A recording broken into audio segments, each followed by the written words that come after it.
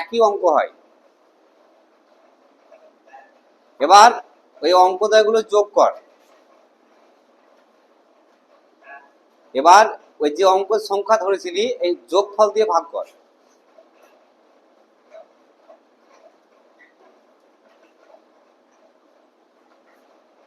ভাগ করা হয়েছে? এবার ওই ভাগফল যেটা পেলি তার সঙ্গে 3 যোগ কর।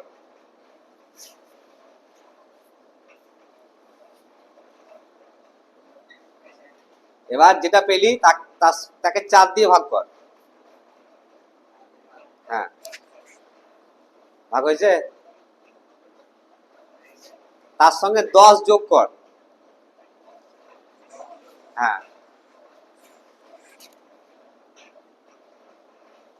হয়েছে?